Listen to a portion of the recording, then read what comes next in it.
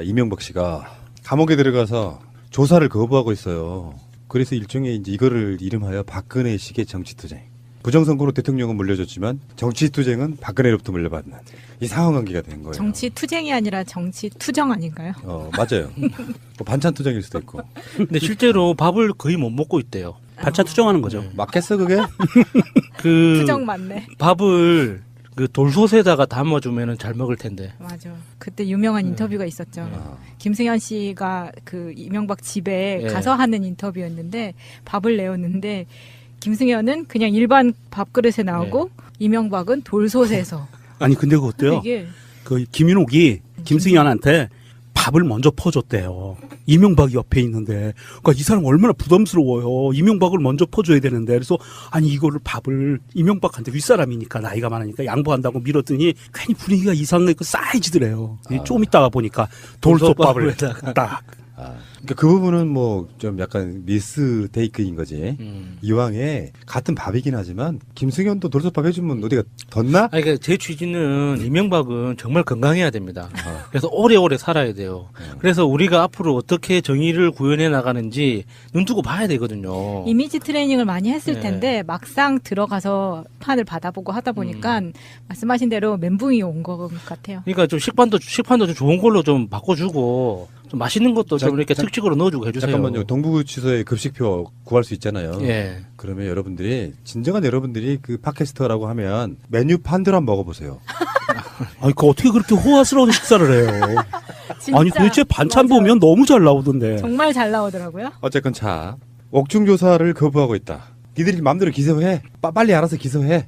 요건데 조사 자체를 거부하는 이유는 첫 번째는 간단합니다. 빼박. 특별히 실드 칠 게 없는 거예요. 반대편에 자기 부하들, 측근들의 증언 같은 게 오롯이 남아있고 서류가 남아있기 때문에. 근데 요건 이제 빌미가 하나 있는 거지. 그게 바로 김윤옥에 대한 조사를 하겠다고 하니 옳거니 요걸 빌미로 삐진 척 해야겠다. 김윤옥은 무슨 잘못이 있냐. 사실 그분이 김윤옥 여사에 대해서 그렇게 말씀할 싶으시 아니잖아요. 속으로는 뭐 죽인다 해도 가만히 있을 건데. 에리카는 어떻게 하려고. 김윤옥 조사하는 건 말이 안 돼.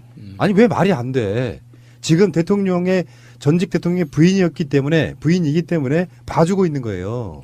바로 구속이라고. 보통 사람 같으면. 예. 이명박의 부인인 김윤옥이 아니면 명품 가방에 그렇게 돈을 받고 국정원 특활비를 받아 쓰고 이런 것들이 바로 구속감이지. 그러니까 말도 안 되는 투정을 부리고 있는 거고 진짜로 옥중투정이네요.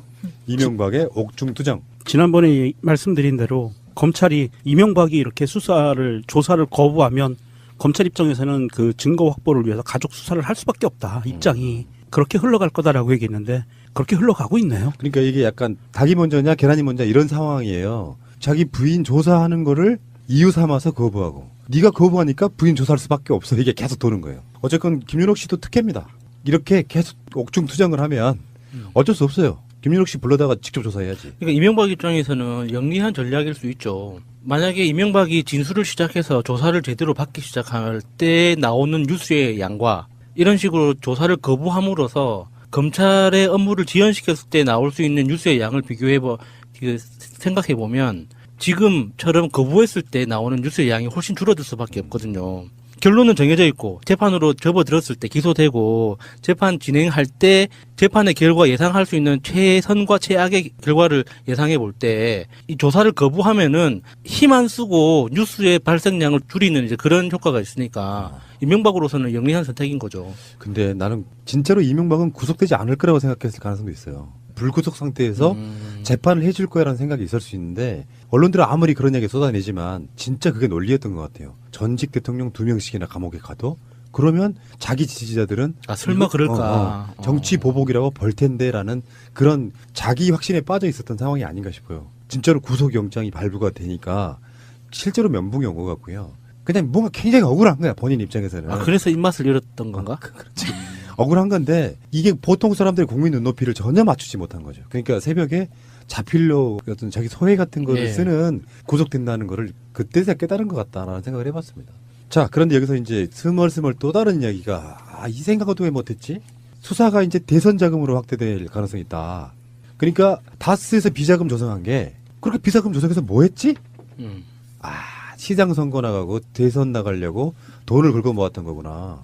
그러니까 이명박이 종로에서 국회의원 출마했을 때 음. 그때 그런 그 소문이 있었대요. 이명박 봉투 하나만 받으면 바보라고 그런 소문이 있었다고 하더라고요. 종로에 사시는 분들이. 근데 제가 예전에 한 2, 3년 전이에요. 2, 3년 전. 모 어떤 특정의 그 사람들하고 무슨 행사에 갔다가 이명박 캠프에서 선거 띄워받은 사람을 만난 적이 있어요. 그때 들은 말이 충격적이었는데. 왜 우리가 대선 자금 하면 대선 끝나고 나 신고하잖아요. 얼마 썼다고. 보통 약 500억 정도 돼요. 450억에서 500억 정도 되는 그런 비용인데 제가 그때 들었던 말, 4, 5년 전에 들었던 말이 이명박의 대선 자금이 2조 원이라는 얘기를 들은 적이 있어요. 근데 이게 약간 부풀려질 수 있는데 저는 2천억 마음으로 예상하고 있었는데. 그러니까 부풀려졌을 가능성이 있는데 이건 이제 호사가들이 하는 말인데 실제로 정치권에서 그렇죠. 돈 많은 정당의 대선 캠프에서 실제로 쓰는 돈은 법으로 정해져 있는 그 한도가 아니고 최소한 그거의 10배는 쓴다는 게 정설이라는 게 이야기가 있긴 있어요. 다 믿지는 않습니다. 10배라고 해도 5천억 정도 되잖아요. 네. 다스 비자금이 대부분 다 그런 식으로 대선 자금으로 흘러갔을 거다 그러면 이제 그 대선 자금이 다스에서 들어온 것만 쓰겠냐. 그렇죠. 그러니까 실제로 이명박이 뛰었던 당시 한나라당에 공적으로 나오는 돈이 있고요. 그 득표율이라는 게 있기 때문에 다 보존되잖아요. 네. 다스에서 모아진 약 300억 원에다가 기존의 기업들이 어마어마한 대기업들이 옛날 차태기처럼 어마어마한 돈을 몰아줄 거라고 생각하면 그게 이미 우리가 생각해도 그렇잖아요. 자기가 선거에 뛰기 위해서 모아놓은 몇백억에 기업들이 몰아주는 몇백억에 하면 대선에 있어서의 비자금 사건이 바로 차태기잖아요. 아 그러면 진짜 영화에서 보는 것처럼 현금 창고 같은 게 있었겠네요. 그렇지. 입출금 다 걸리니까. 네. 그게 그 자리가 영법 빌딩이에요. 그래서 김재정 씨하고 이렇게 재산 관리하는 팀이 그 영포 빌딩 지하에서 그 돈을 관리를 했던 거예요. 차명으로. 창고에 들어가서 예. 야 100억만 갖고 와. 뭐 이런 거. 그렇게 관리를 했던 거고 23일 날 그 이명박이 구속되고 나서 검찰이 그 영포 빌딩을 또 압수수색했어요. 거기에서 전표가 무대고기로 나온 거예요. 그 전표가 뭐냐? 대선에 불법적인 자금을 쓴 증거가 나온 거예요. 그러면 이제 기업들이 옛날에 이회창 차태기는 유명하잖아요. 네. 트럭채 막 돈 갖다 치러다 주는데 이명박 대선 때는 안 그랬겠냐. 그 상상만 해도 끔찍하네요. 그리고 이게 그래서 저는 좀 제안을 하는 게 대한민국 정부는 영포 빌딩을 문화재로 지정해라. 그 훼손되면 안 돼요. 그 자리가. 자, 어쨌건 대선 자금 수사로 확대될 가능성이 높다. 이게 이제 일반적인 전망이고 나왔으니 어떻게 수사를 안 해. 수사를 안 하면 속칭 덮는 게 되잖아요. 그렇죠. 대선 자금 수사로 갈 수 있다는 것이고 자유한국당의 충남지사 후보에 이인재, 피닉재 씨가 지금 공천이 확실하답니다. 나 설마 아니, 아무리 그래도 이게 너무 이게 비상식적인. 아니 노인 공경할 줄 몰라 진짜 이것들은 좀 이렇게 쉬겠다는 사람 좀 이렇게 건강 관리하게 해줘야지. 근데 이인재가 또 수락한 거 아니에요? 돈 벌 수 있으니까 수락은 했을 아니, 텐데. 하고 싶어 미쳐요 그 양반은. 이번에 그 총선 때 20대 총선 때 정치 신인한테 한 방 맞아서 완전히 정치적인 아웃이 된 거 아니에요. 이분이 대한민국에 이승만 정부가 수립될 때 태어나신 분이에요. 1948년생. 끔찍해. 사실상 안철수의 롤 모델이라고 할 수 있죠. 그렇지. 네, 영혼이 죽지 않는 정치인. 그렇죠. 노무현입니다. 영화에 나오죠. 우리 이인재 씨가 노무현 대통령을 어떻게 맡아도했는지 그런 그 화려한 이력들을 갖고 있는 사람이에요. 정치 공작의 달인이죠. 이 양반이. 그러니까 우리가 봤을 때는 이인재가 뭐 대단한 뭘 갖고 있어서 나온다 이런 것보다는 그만큼 저당에 인물이 없다는 거지. 근데 인지도가 중요했어 이제는. 문재인 정부가 잘하건 못하건 간에 문재인 정부 싫고 뭐 안희정이네 누구네 싫은 사람들은 당신이 알고 있는 바로 그 이인재야. 한때는 대선 후보였던 이 사람 찍어주면 돼. 전략이 이것밖에 없는 거예요. 근데 이 사람이 무슨 컨텐츠가 있겠어 뭐가 있겠어. 컨텐츠 좋은 거 하나 있어요. 그러니까 이인재 씨가 아마 기네스 한국 기록이 있는 게 개인 통상 가장 많은 당적을 거친 사람. 맞아요. 예. 기네스 기록에 예. 있어요. 그 사람. 당적이 한 20개 넘을걸요. 정확히는 이제 기억이 안 나는데, 한 20개, 최소 20개가 넘는 걸로 아는데, 이 정말 이력서를 한 장으로 절대 끝낼 수 없는 엄청난 사람이죠.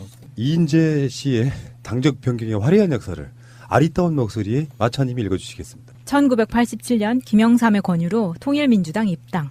1990년 김영삼의 통일민주당, 김종필의 신민주공화당, 노태우의 민주정의당의 합당으로 창당한 민주자유당에 합류. 1995년 민주자유당이 개편된 신한국당에 합류. 1997년 15대 대통령 선거 신한국당 당내 경선에서 이회창에게 패한 후 불복하여 탈당하고 국민신당을 창당. 혁혁한 공로죠 이게. 그렇죠. 1998년 김대중 대통령의 정계 개편으로 새정치국민회의에 합류. 거의 1년 단위네요. 여기서부터 이제 사실상 정치적인 변절이 시작되는 거예요. 2000년 새정치국민회의가 개편된 새천년 민주당에 합류. 2002년 16대 대통령 선거 새천년 민주당 경선에서 노무현에게 패한 후 불복하고 탈당하여 1995년 김종필이 창당한 자유민주연합에 입당.